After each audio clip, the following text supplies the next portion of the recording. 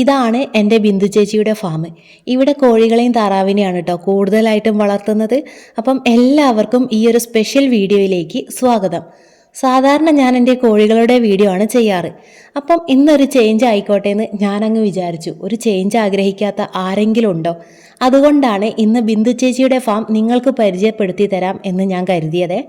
ഞാൻ മുന്നേ വീഡിയോ ചെയ്ത സമയത്തെ ഒരാൾ എനിക്ക് കമൻ്റ് ഇട്ടിരുന്നു.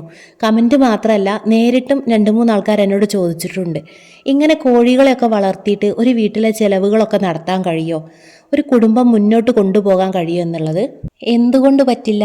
നമുക്ക് മറ്റൊരു തൊഴിലിന് പോകാൻ പറ്റാത്ത സാഹചര്യങ്ങൾ ഒരുപാടുണ്ടായേക്കാം. അല്ലെങ്കിൽ വീട്ടിൽ നിന്ന് ഇറങ്ങാൻ കഴിയാത്ത ഒരവസ്ഥ. എല്ലാവരുടെ അവസ്ഥയും ഒരുപോലെ ആവണമെന്നില്ലല്ലോ. അപ്പം വീട്ടിലിരുന്ന് ചെയ്യാൻ പറ്റുന്ന ഒരു തൊഴിൽ വഴി നമുക്ക് വരുമാനം ഉണ്ടാക്കാൻ പറ്റില്ലേ? അതിനൊരു ഉദാഹരണമാണ് നമ്മുടെ ബിന്ദു ചേച്ചി. ചേച്ചി 10 വർഷത്തിലധികമായിട്ട് കോഴിയെയും താറാവിനെയും വളർത്തിയിട്ടാണ് തൻ്റെ കുടുംബത്തിലെ മുഴുവൻ കാര്യങ്ങളും നോക്കി നടത്തുന്നത്. അപ്പം നമുക്ക് ചേച്ചിയുടെ ഫാമിലെ വിശേഷങ്ങളൊന്ന് നോക്കാം. ഇവിടെ പ്രധാനമായിട്ട് താറാവിനെയും കോഴികളെയാണ് ചേച്ചി കൂടുതലായിട്ടും വളർത്തുന്നത്.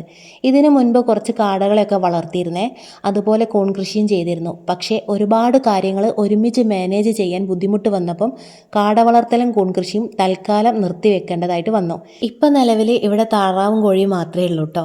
അപ്പം കോഴിമുട്ടയും താറാവിൻ്റെ മുട്ടയും ഇവിടെ അവൈലബിൾ ആണ്. ആവശ്യമുണ്ടെങ്കിൽ കോഴികളെയും കിട്ടും. ഷോപ്പുകളിലേക്ക് സപ്ലൈ ചെയ്യാറുണ്ട്. അതുപോലെ വീട്ടിലേക്ക് വരുന്ന കസ്റ്റമേഴ്സിന് ഡയറക്റ്റ് ആയിട്ടും കൊടുക്കാറുണ്ട്. കോഴിക്കോടുള്ളവർക്ക് ആവശ്യമുണ്ടെങ്കിൽ ഞാൻ ഡിസ്ക്രിപ്ഷനിൽ ചേച്ചിയുടെ നമ്പറും ഡീറ്റെയിൽസും കാര്യങ്ങളൊക്കെ കൊടുക്കാം. ആവശ്യമുള്ളവർ മാത്രം ചേച്ചീനെ കോൺടാക്റ്റ് ചെയ്യുക കേട്ടോ. ഇവിടെ കൂടുതലായിട്ടും നാടൻ കോഴികളെയാണ് കേട്ടോ വളർത്തുന്നത്. അതിന് പുറമെ അത്യാവശ്യം താറാവുകളും ഉണ്ട്. ഇവരിപ്പോൾ പുതിയ ബാച്ചാണ്. പഴയ ബാച്ചെല്ലാം സെയിലായി പോയിട്ടുണ്ട്. ഇവരിപ്പം മുട്ടയിടാൻ തുടങ്ങിയിട്ട് 1 മാസത്തിന് മുകളിലൊക്കെ ആയിട്ടുണ്ട് കേട്ടോ.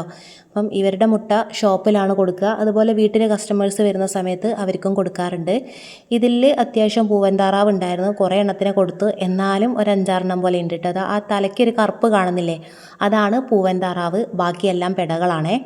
ഇവരിപ്പോൾ എന്നെ കണ്ടിട്ട് ഇങ്ങനെ നിൽക്കുകയാണ്. ഇവർക്ക് ഏകദേശം പുറത്തേക്ക് ഇറങ്ങേണ്ട സമയമായിട്ടുണ്ട്. ഫുഡ് കഴിക്കാനും കുളിക്കാനും ഒക്കെ സമയമായിട്ടുണ്ട്. അപ്പം എന്നെ കണ്ടതുകൊണ്ട് കുറച്ച് നേരം അവിടെ നിന്നതാണ്. അതല്ലാതെ സൊണാലി കോഴികളുണ്ട്. BV380, നേക്കഡ് നെക്ക്, തലശ്ശേരി നാടൻ തുടങ്ങിയ ഇനങ്ങളും ഇവിടെ വളർത്തുന്നുണ്ട് കേട്ടോ. ഇതാണ് സൊണാലി കോഴികൾ. കാണാൻ നല്ല ഭംഗിയുണ്ട് അല്ലേ? കാണുമ്പം ഒരു നാടൻ കോഴിയുടെ ലുക്കൊക്കെ തോന്നില്ലേ? സൊണാലി കോഴികൾ ഇന്ത്യയിൽ നിന്നുള്ള ഒരു ബ്രീഡല്ല കേട്ടോ. ബംഗ്ലാദേശിലാണ് ഇതാദ്യമായിട്ട് വികസിപ്പിച്ചെടുത്തത്. റോഡ് ഐലൻഡ് റെഡ് പോലുള്ള കോഴികളെയും മറ്റു ബ്രീഡുകളെയും ക്രോസ് ചെയ്താണ് ഈ സൊണാലി കോഴികളെ ഉണ്ടാക്കിയിരിക്കുന്നത്. നാടൻ കോഴിയുടെ രുചിയും ബ്രോയിലറിൻ്റെ ഗ്രോത്ത്, അതായത് വളർച്ചയും ഒരുമിച്ച് കിട്ടുന്ന ഒരു ഇംപ്രൂവ്ഡ് ബ്രീഡ് ആണിത്. ഇനി സൊണാലി കോഴികളുടെ ഏറ്റവും വലിയ പ്രത്യേകത എന്താണെന്നറിയോ? ഇതിന് വളരാൻ വളരെ കുറഞ്ഞ സമയം മതി എന്നതാണ്. സാധാരണ 2 മുതൽ 3 മാസത്തിനുള്ളിൽ തന്നെ നല്ല വെയിറ്റ് എത്തും. ഗ്രോത്ത് വളരെ ഫാസ്റ്റ് ആയതിനാൽ കുറച്ച് ദിവസങ്ങൾക്കുള്ളിൽ തന്നെ നമുക്കിതിനെ സെയിൽ ചെയ്യാം കേട്ടോ. പിന്നെ മറ്റൊരു പ്രധാന കാര്യം എന്താണെന്ന് വെച്ചാൽ നന്നായിട്ട് മുട്ട കിട്ടും. അതുകൊണ്ട് ഇറച്ചിക്കും മുട്ടയ്ക്കും ഒരുപോലെ ഉപയോഗിക്കാൻ പറ്റുന്ന ഒരു ബ്രീഡാണ് സൊണാലി കോഴികളെ. ഇവയുടെ ഇറച്ചിയുടെ ടേസ്റ്റ് എന്ന് പറയുന്നത് നമ്മുടെ നാടൻ കോഴികളെപ്പോലെ തന്നെയാണ്. അതുകൊണ്ട് ഇറച്ചിക്ക് നല്ല ഡിമാൻഡാണ് കേട്ടോ മാർക്കറ്റിൽ. അതുമാത്രമല്ല, നമ്മുടെ നാട്ടിലെ കാലാവസ്ഥയോട് ഇവർ പെട്ടെന്ന് ഇണങ്ങും. ഇതിന് നാടൻ കോഴികളെ പോലെ പൊരുത്തിരിക്കുന്ന സ്വഭാവവും ഇല്ല കേട്ടോ. ഇതിൻ്റെ കുഞ്ഞുങ്ങളെ കിട്ടാൻ നമ്മൾ ഇൻക്യുബേറ്ററിൽ മുട്ട വെച്ച് വിരിയിച്ചെടുക്കണം. അല്ലെങ്കിൽ നാടൻ കോഴികൾക്ക് അട വെച്ചിട്ട് വേണം ഇവരെ വിരിയിച്ചെടുക്കാൻ. ഞാനിതുവരെ സൊണാലി കോഴികളെ വളർത്തിയിട്ടില്ല കേട്ടോ. ചേച്ചി നല്ല ബ്രീഡാണെന്ന് പറഞ്ഞിട്ടുണ്ട്. ഞാൻ കോഴിമുട്ടയൊക്കെ ചോദിച്ച് വെച്ചിട്ടുണ്ട്. കുറച്ചും കൂടി കഴിഞ്ഞിട്ട് വേണം വന്ന് വാങ്ങാൻ. ഇപ്പം ഇവർ മുട്ടയിടാൻ തുടങ്ങിയിട്ടേ ഉള്ളൂ. അതുകൊണ്ട് നമുക്ക് വിരിയിപ്പിക്കാൻ എടുക്കാനായിട്ടില്ല കേട്ടോ. ഞാൻ ഇൻക്യുബേറ്ററിലാണല്ലോ വെക്കുന്നത്. അപ്പം നല്ല മുട്ട നോക്കിയിട്ട് വേണം നമുക്ക് സെലക്ട് ചെയ്തെടുക്കാനായിട്ട്. അതുമാത്രമല്ല, ചില സമയങ്ങളിലൊക്കെ ഞാനിവിടെ വന്നിട്ട് മുട്ട വാങ്ങാറുണ്ട് കേട്ടോ കോഴീനെ വിരിയിപ്പിക്കാനായിട്ട്. നമ്മളെടുത്തല്ലാതെ കുറച്ചും കൂടി വെറൈറ്റി ഒക്കെ കിട്ടാൻ വേണ്ടിയിട്ട് നാടൻ ഞാനിവിടെ വന്ന് വാങ്ങാറുണ്ട്. വേറെ സ്ഥലങ്ങളിലൊന്നും ഞാൻ പോയി വാങ്ങാറില്ല. കഴിയുന്നതും നമുക്കത്ര പരിചയമില്ലാത്ത സ്ഥലങ്ങളിൽ പോയിട്ട് വിരിയിപ്പിക്കാനുള്ള മുട്ട വാങ്ങാതിരിക്കുന്നതാണ് നല്ലത്.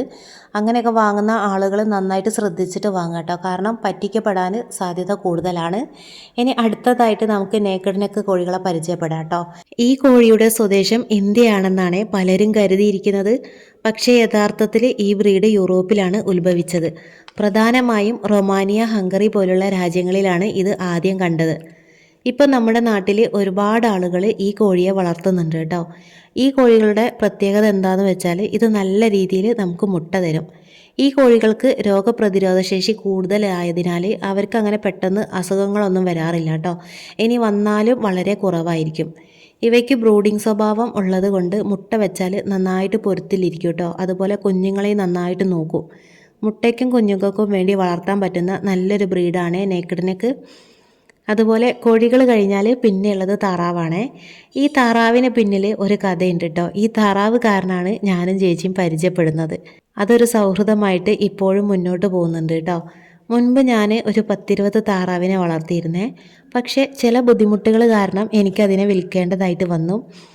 അങ്ങനെ ആർക്കാണ് കൊടുക്കുക എന്നൊക്കെ ഇങ്ങനെ അന്വേഷിച്ച് നടന്ന സമയത്താണ് ഞങ്ങളുടെ നാട്ടിൽ തന്നെ ഒരു ചേച്ചി ഇതുപോലെ താറാവിനെയും കോഴീനെയൊക്കെ വളർത്തുന്നുണ്ടത് ഞാൻ അറിഞ്ഞത്. അങ്ങനെ സംഭവം എൻ്റെ നാട്ടുകാരിയാണെങ്കിലും കൂടി എനിക്ക് ചേച്ചീനെ അങ്ങനെ അത്ര വലിയ പരിചയമൊന്നുമില്ല കേട്ടോ. അങ്ങനെ താറാവിൻ്റെ കാര്യം പറയാനായിട്ട് പോയപ്പോഴാണ് ഞങ്ങൾ ആദ്യമായിട്ട് കാണുന്നത്. അന്ന് മുതൽ തുടങ്ങിയൊരു ബന്ധമാണ് ഇന്നും വളരെ നല്ല രീതിയിൽ ഞങ്ങൾ മുന്നോട്ട് പോകുന്നുണ്ട് കേട്ടോ. ഇവിടെ അത്യാവശ്യം താറാവുകളുണ്ട്. നല്ല രീതിയിൽ മുട്ടയും കിട്ടുന്നുണ്ട്. മുട്ട കടയിൽ കൊടുക്കും, അതുപോലെ വീട്ടിൽ വരുന്നവർക്കും മുട്ട കൊടുക്കാറുണ്ട്. താറാവുകൾക്ക് നന്നായിട്ട് തീറ്റ കൊടുക്കണം കേട്ടോ. നിങ്ങൾക്ക് താറാവിനെ വളർത്താൻ ആഗ്രഹം ഉണ്ടെങ്കിൽ ഫുഡിൻ്റെ കാര്യത്തിൽ പേടിക്കുകയേ വേണ്ട. അതായത് ഹോട്ടലിൽ നിന്ന് ഫുഡ് വേസ്റ്റ് എടുക്കാം, അതുപോലെ സ്കൂളിൽ നിന്ന് എടുക്കാം, മീൻ കട്ട് ചെയ്യുന്ന ഷോപ്പ് ഉണ്ടല്ലോ അവിടെ നിന്നും അതിൻ്റെ ബാക്കി ഭാഗങ്ങളൊക്കെ എടുക്കാം കേട്ടോ. അതുപോലെ പച്ചക്കറി വേസ്റ്റ്, ഇങ്ങനെ വിവിധ ഫുഡുകളൊക്കെ ഉപയോഗിച്ചിട്ട് നമുക്ക് ചിലവ് കുറച്ചിട്ട് താറാവിനെ വളർത്തിയെടുക്കാൻ സാധിക്കും കേട്ടോ. നിങ്ങൾക്ക് താല്പര്യം ഉണ്ടെങ്കിൽ സ്ഥലവും സൗകര്യവും ഉണ്ടെങ്കിൽ താറാവിനെ വളർത്താം. പക്ഷേ ഒരു കാര്യം ശ്രദ്ധിക്കണം, താറാവുകൾക്ക് കുറച്ച് സൗണ്ട് ഉണ്ടാവും കേട്ടോ. അതുകൊണ്ട് അയൽവാസികൾ പ്രശ്നക്കാരല്ലെങ്കിൽ മാത്രം വളർത്തുക. മറ്റു ഫുഡിൻ്റെ കൂടെ നന്നായിട്ട് തീറ്റയും കൂടി കൊടുക്കുക കേട്ടോ. അല്ലെങ്കിൽ താറാവ് മുട്ടയിടില്ല. അപ്പോൾ നന്നായിട്ട് മുട്ട കിട്ടണമെങ്കിൽ നിങ്ങൾ താറാവിന് തീറ്റയും കൂടി കൊടുക്കണേ. താറാവ് മുട്ടയ്ക്ക് നല്ല ഡിമാൻഡ് ഉണ്ട്. ഒരുപാട് ആളുകൾ താറാവിൻ്റെ മുട്ട മരുന്നിനൊക്കെ ആയിട്ട് ഉപയോഗിക്കുന്നുണ്ട് കേട്ടോ. ഇതിൻ്റെ മറ്റൊരു പ്രത്യേകത എന്താണെന്ന് വെച്ചാൽ താറാവുകൾക്ക് അങ്ങനെ പെട്ടെന്ന് അസുഖങ്ങളൊന്നും വരില്ല, വളരെ കുറവായിരിക്കും. കോഴികളുമായിട്ട് താരതമ്യം ചെയ്താൽ മെയിൻ്റെനൻസ് വളരെ കുറവാണ് കേട്ടോ താറാവിനെ വളർത്താൻ അങ്ങനെ ഏക്കർ കണക്കിന് സ്ഥലത്തിൻ്റെ ഒരു ആവശ്യമൊന്നുമില്ല. പിന്നെ അവർക്കൊരു കുളം, അതായത് വെള്ളത്തിൽ കളി നിർബന്ധമാണ്. അപ്പം ചെറിയ സ്ഥലത്ത് ഒരു കുളം കുത്തി കൊടുക്കുക, അതുപോലെ ഒരു ഷെഡൊക്കെ കെട്ടിയിട്ട് നന്നായിട്ട് മാനേജ് ചെയ്താൽ നമുക്ക് താറാവിനെ വളർത്തിയെടുക്കാം കേട്ടോ.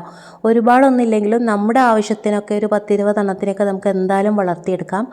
ചില ആളുകൾക്ക് കോഴീനെയൊക്കെ വളർത്താൻ ബുദ്ധിമുട്ടുള്ള സ്ഥലങ്ങളുണ്ടാവും. അവിടെയൊക്കെ ചിലപ്പം ഇതുപോലെ താറാവിനെയൊക്കെ വളർത്തിയാൽ വലിയ ബുദ്ധിമുട്ടുണ്ടാവില്ല. ഒരു ഷെഡൊക്കെ കെട്ടി നിലമൊക്കെ കോൺക്രീറ്റ് ചെയ്ത് ഒരു കുളമൊക്കെ ഉണ്ടാക്കി ഒരു പൈപ്പൊക്കെ പുറത്തേക്ക് ഇട്ട് കൊടുത്താൽ കൂടങ്ങ് കഴുകി കൊടുത്താൽ മതി. അഴിച്ചു വിടുന്ന പ്രശ്നവും വരില്ല. എനിക്ക് താറാവിനെ വളർത്താൻ ഒരുപാട് ഇഷ്ടമാണ് കേട്ടോ. പക്ഷേ കോഴിയെയും താറാവിനെയും കൂടി ഒരുമിച്ച് മാനേജ് ചെയ്യാൻ കുറച്ചൊരു ബുദ്ധിമുട്ടാണ്. അതുമാത്രമല്ല താറാവിനെ വളർത്താനുള്ള സൗകര്യം ഇല്ലാത്തത് കൊണ്ട് തൽക്കാലം ഞാനിപ്പോൾ താറാവിനെ വളർത്തുന്നില്ല. പക്ഷേ എന്തെങ്കിലും അവസരം കിട്ടുകയാണെങ്കിൽ ഞാൻ വളർത്തണം എന്നൊക്കെ വിചാരിക്കുന്നുണ്ട്.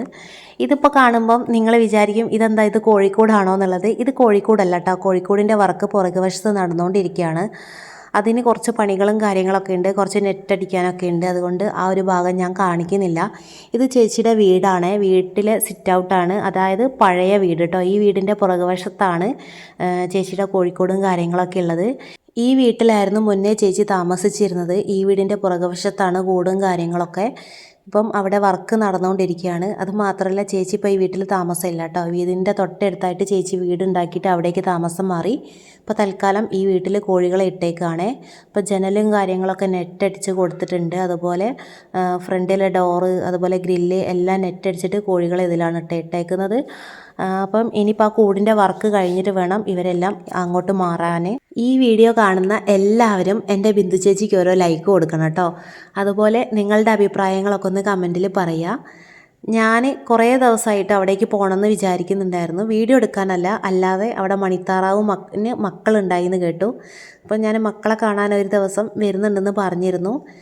അങ്ങനെ എൻ്റെ വീട്ടിലേക്ക് ഞാൻ പോയ സമയത്ത്, അതായത് എൻ്റെ വീട്ടിൽ നിന്ന് ഒരു 1.5 കിലോമീറ്റർ ദൂരെയുള്ള ചേച്ചിയുടെ വീട്ടിലേക്ക് അങ്ങനെ മണിത്താറാവിൻ്റെ മക്കളെയൊക്കെ കാണാൻ പോയ സമയത്താണ് ഈ ഒരു വീഡിയോ ഞാൻ എടുക്കുന്നത്. ഒട്ടും പ്രതീക്ഷിക്കാതെയായിരുന്നു കേട്ടോ ഇങ്ങനെയൊരു സംഭവം. അപ്പം എനിക്ക് വീഡിയോ എടുക്കാൻ വേണ്ടിയിട്ട് എല്ലാ സൗകര്യങ്ങളും ചേച്ചിയാണ് ചെയ്തു തന്നത്. ഞാനിപ്പോൾ ഈ താറാവിൻ്റെ കൂട്ടിൻ്റെ ഉള്ളിലാണുള്ളത്. ഇവർക്ക് എന്നെ പരിചയമില്ല കേട്ടോ. അതുകൊണ്ട് ആദ്യമൊക്കെ ഇവർ പേടിച്ച് ഇങ്ങനെ ദൂരേക്ക് നിന്നിരുന്നു. പിന്നെ കുറച്ച് സമയം നിന്നപ്പം ഇവർ ഓക്കെ ആയി. അപ്പം നിങ്ങൾക്കെല്ലാവർക്കും എൻ്റെ ബിന്ദു ചേച്ചിയുടെ ഫാം ഇഷ്ടപ്പെട്ടോ? ഇത് കാണുമ്പം നിങ്ങൾക്കും തോന്നുന്നില്ലേ ചെറിയ രീതിയിലാണെങ്കിലും താറാവിനെയോ കോഴിയോ ഒക്കെ വളർത്തണം എന്നുള്ളത്? നമ്മൾ മുന്നോട്ട് വരണം കേട്ടോ. നമ്മൾ മുന്നോട്ട് വന്നാൽ മാത്രമേ ഉള്ളൂ ജീവിതത്തിൽ പല കാര്യങ്ങളും നടക്കുള്ളൂ. എനിക്കൊന്നിനും കഴിയില്ല അല്ലെങ്കിൽ എന്നെക്കൊണ്ട് സാധിക്കില്ല എന്ന് നാം മനസ്സിൽ ചിന്തിക്കുന്ന ആ ഒരു സമയത്താണ് നമ്മളെല്ലാവരും പിന്നിലേക്ക് പോകുന്നത്. അതിന് പകരം എന്നെക്കൊണ്ട് കഴിയും, എനിക്ക് സാധിക്കും എന്ന് ഉറച്ച മനസ്സോടെ തീരുമാനിച്ചാൽ നമുക്ക് എന്തും നേടിയെടുക്കാൻ കഴിയും അല്ലേ?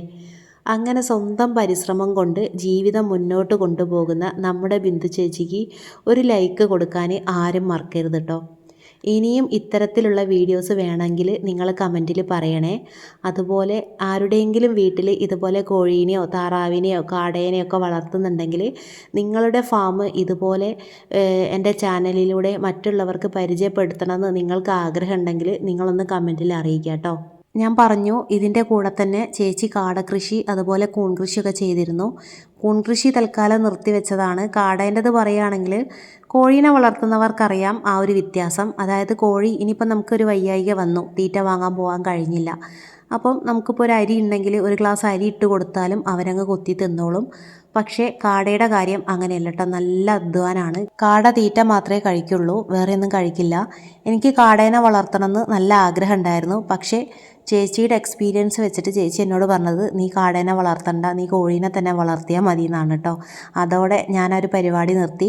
ചേച്ചി കാടേനെ വളർത്തുന്ന സമയത്ത് ഞാനിവിടെ വന്നിട്ടുണ്ടായിരുന്നു. പക്ഷെ അന്ന് വീഡിയോ ഒന്നും എടുത്തില്ല കേട്ടോ, ആ ഒരു ഓർമ്മയൊന്നും എനിക്കില്ലായിരുന്നു. വന്ന് കണ്ട് 2-3 പ്രാവശ്യം അങ്ങനെ വന്ന് കണ്ട് പോയിട്ടുണ്ട്. അപ്പോൾ ചേച്ചിയുടെ ഒരു അനുഭവത്തിൽ നിന്ന് എനിക്ക് മനസ്സിലായത് എനിക്ക് എന്തായാലും കാട ഒക്കില്ല എന്നാണ്. അതുകൊണ്ട് ഞാൻ തൽക്കാലം എൻ്റെ കോഴിക്കൃഷിയായിട്ട് അങ്ങനെ മുന്നോട്ട് പോകുന്നുണ്ട്.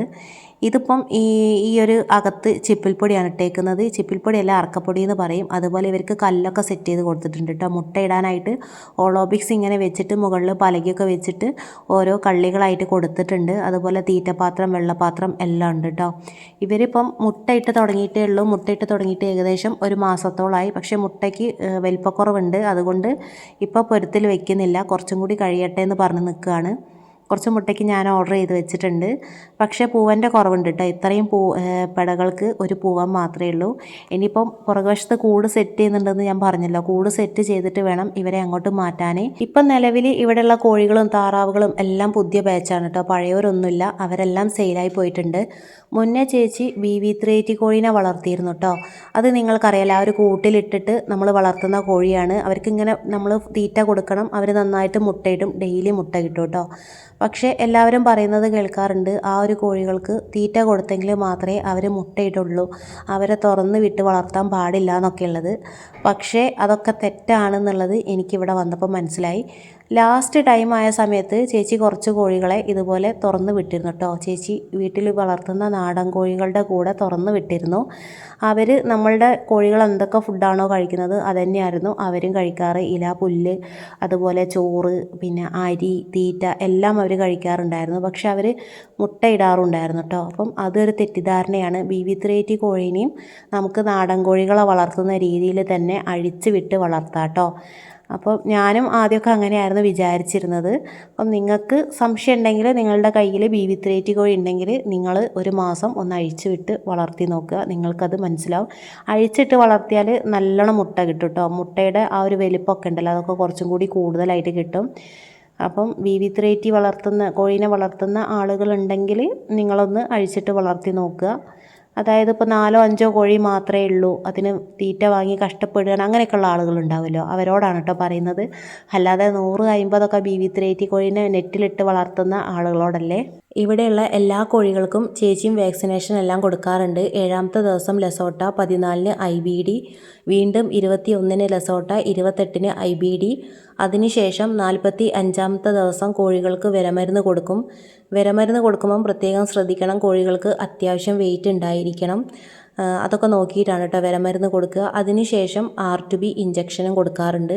ഇഞ്ചക്ഷൻ നമുക്ക് വെക്കാൻ അറിയെങ്കിൽ നമുക്ക് തന്നെ മെഡിക്കൽ ഷോപ്പിൽ നിന്ന് മരുന്ന് വാങ്ങിയിട്ട് കൊടുക്കാം. ഇനി അതല്ല ബുദ്ധിമുട്ടുള്ള ആളുകളാണെങ്കിൽ മൃഗാശുപത്രിയിൽ അന്വേഷിച്ചാൽ മതി കേട്ടോ. അവർ ഏതോ ഒരു ദിവസം R2B ഇഞ്ചക്ഷൻ കൊടുക്കാറുണ്ട്. അപ്പം ആ ഒരു ദിവസം നമ്മൾ കോഴികളെയും കൊണ്ട് ചെന്നാൽ അവർ ഇഞ്ചക്ഷൻ വെച്ച് തരും. അപ്പം ഇത്രയും കാര്യങ്ങൾ ചെയ്തിട്ടാണ് ഓരോ കസ്റ്റമേഴ്സിനും കോഴീനെ കൊടുക്കുന്നത്. അതുകൊണ്ട് ധൈര്യത്തിൽ ആളുകൾക്ക് വാങ്ങിക്കൊണ്ട് പോകാം. ഈ ഒരു ഇഞ്ചക്ഷൻ കൊടുത്താലുള്ള ഗുണം എന്താണെന്ന് വെച്ചാൽ അസുഖങ്ങൾ വരില്ല എന്നൊന്നും പറയുന്നില്ല, പക്ഷേ അവർക്ക് വന്നാലും പ്രതിരോധിക്കാൻ കഴിയും കേട്ടോ. പിന്നീട് നമ്മൾ എന്തെങ്കിലുമൊക്കെ മരുന്നുകളൊക്കെ വാങ്ങിക്കൊടുത്താലും അവർക്കങ്ങ് മാറിപ്പോവും. ഇങ്ങനെ വാക്സിനേഷൻ കൊടുത്തില്ലെങ്കിൽ എന്താ സംഭവിക്കുക എന്ന് വെച്ചാൽ നമ്മളിപ്പോൾ ഒരു വീട്ടിൽ 5-10 കോഴീനെ വളർത്തുകയാണെങ്കിൽ പ്രശ്നമില്ല. പക്ഷേ ഒരു ഫാം പോലെ ഒരു 10-200 കോഴീനെ വളർത്തുന്ന സമയത്ത് ഒരു കോഴിക്ക് വന്നാൽ ബാക്കി എല്ലാ കോഴികൾക്കും പെട്ടെന്ന് അത് സ്പ്രെഡ് ആവും കേട്ടോ. അങ്ങനെ വരുന്ന സമയത്ത് ഫാമിലുള്ള എല്ലാ കോഴികളും ചത്തുപോകാനുള്ള സാധ്യതയുണ്ട്. അതുകൊണ്ട് വാക്സിനേഷനൊക്കെ കറക്റ്റ് കൊടുക്കണം. ഇനി നിങ്ങൾ കോഴികൾക്ക് കൊടുക്കുന്ന വാക്സിനേഷൻ അതുപോലെ മെഡിസിൻസൊക്കെ മെഡിക്കൽ ഷോപ്പിൽ നിന്ന് തന്നെ വാങ്ങണമെന്ന് നിർബന്ധമല്ല കേട്ടോ. നിങ്ങളുടെ അടുത്ത് മൃഗാശുപത്രി ഉണ്ടെങ്കിൽ നിങ്ങൾക്ക് അവിടെ അന്വേഷിച്ച് നോക്കാം.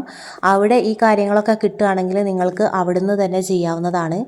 പക്ഷേ എല്ലാ സ്ഥലങ്ങളിലും എപ്പോഴും കിട്ടില്ല കേട്ടോ. അപ്പോൾ നമ്മൾ അറിഞ്ഞിരിക്കണം, പുറമേ നിന്ന് വാങ്ങി കൊടുക്കാനും നമ്മൾ അറിഞ്ഞിരിക്കണം. ഞാൻ 7 വർഷത്തിൻ്റെ മുകളിലായിട്ട് കോഴീനെ വളർത്തുന്നുണ്ട്. പക്ഷേ എനിക്ക് ഒരൊറ്റ തവണയാണ് മൃഗാശുപത്രിയിൽ നിന്ന് R2B ഇഞ്ചക്ഷൻ കിട്ടിയത്. അതിനുശേഷം ഞാൻ ഒരുപാട് പ്രാവശ്യം അവരെ വിളിച്ച് നോക്കിയിട്ടുണ്ട്. പക്ഷേ ഇഞ്ചക്ഷൻ ഇല്ല എന്നാണ് കേട്ടോ അവർ പറഞ്ഞത്. അതുകൊണ്ട് ആണ് ഞാൻ യൂട്യൂബിലൊക്കെ നോക്കി ഞാൻ തന്നെ ഇപ്പം മെഡിക്കൽ ഷോപ്പിൽ നിന്ന് വാങ്ങി ഞാൻ തന്നെയാണ് അവർക്ക് കൊടുക്കാറ്. അതാണ് ഞാൻ പറഞ്ഞത്, ചില സ്ഥലങ്ങളിലെ മൃഗാശുപത്രിയിലൊക്കെ നമുക്ക് മെഡിസിൻസും കാര്യങ്ങളൊക്കെ കിട്ടും, നല്ല പെരുമാറ്റവും കാര്യങ്ങളൊക്കെ ആയിരിക്കാം. പക്ഷേ ചില മൃഗാശുപത്രിയിൽ പോകുന്നത് വെറുതെയാണ്. എന്തിനും ഏതിനും പോയാലും അവർ ഒരു ബോട്ടിലിൽ ഒരു പിങ്ക് കളറിലുള്ളൊരു മരുന്ന് തരും. എന്ത് അസുഖത്തിന് നമ്മൾ പോയാലും അവരതാണ് കേട്ടോ തരിക, അത് കൊടുക്കണം. അതുകൊണ്ട് ഞാനിപ്പം അങ്ങനെ മൃഗാശുപത്രിയിൽ പോവാറില്ല. പക്ഷേ നിങ്ങൾക്കറിയാലോ, നിങ്ങളുടെ വീടിൻ്റെ അടുത്ത് നല്ല മൃഗാശുപത്രി ആണെങ്കിൽ നിങ്ങൾ അവിടുന്ന് തന്നെ മരുന്ന് വാങ്ങിയിട്ട് കൊടുക്കുക കേട്ടോ. അപ്പം ഇന്നത്തെ വീഡിയോ ഇത്രയേ ഉള്ളൂ. ഇതിപ്പോൾ പെട്ടെന്ന് എടുത്ത വീഡിയോ ആയതുകൊണ്ട് ഒരുപാട് കാര്യങ്ങൾ ഒന്നും ഇതിൽ ഉൾക്കൊള്ളിക്കാൻ കഴിഞ്ഞിട്ടില്ല. ചേച്ചിയുടെ കോഴിക്കോടൊക്കെ കാണിക്കണം എന്നൊരാഗ്രഹം ഉണ്ടായിരുന്നു. പക്ഷേ അവിടെ വർക്ക് നടക്കുന്നത് കൊണ്ട് നമുക്ക് ഒരു രക്ഷയില്ല കേട്ടോ ആ ഭാഗത്തേക്ക് പോകാൻ. പക്ഷേ സാരമില്ല, കുറച്ചുകൂടി കഴിയട്ടെ. ചേച്ചിയുടെ കൂടിൻ്റെ പണിയൊക്കെ കഴിഞ്ഞ് കോഴികളൊക്കെ അങ്ങോട്ട് മാറ്റിയതിന് ശേഷം നമുക്കൊന്നും കൂടി പോയി നോക്കാം. ഇനിയും ചേച്ചിയുടെ കോഴി ഫാമിൻ്റെ വീഡിയോ വേണം എന്നുള്ളവരാണെങ്കിൽ നിങ്ങളൊന്ന് കമൻറ്റ് ചെയ്യട്ടോ. അതുപോലെ ചേച്ചീനെയും കൂടി വീഡിയോയിൽ ഉൾപ്പെടുത്തിയിട്ട് സംശയങ്ങളും കാര്യങ്ങളൊക്കെ ചോദിച്ചിട്ട് അങ്ങനെ ഒരു വീഡിയോ ചെയ്യണമെന്ന് ആണെങ്കിൽ അതും നിങ്ങൾ കമൻറ്റിൽ പറയാം. അപ്പം ഇതിലങ്ങനെ ചേച്ചി വന്നിട്ടില്ല കേട്ടോ. വളരെ കുറഞ്ഞ ഭാഗങ്ങളിൽ മാത്രമേ ചേച്ചി വന്നിട്ടുള്ളൂ. അടുത്ത വീഡിയോയിൽ നമുക്ക് നോക്കാം. അപ്പം ഇതാണ് നമ്മുടെ മണിത്താറാവ്. ഈ കുഞ്ഞുങ്ങളെ കാണാനാണ് കേട്ടോ ഞാൻ വന്നത്.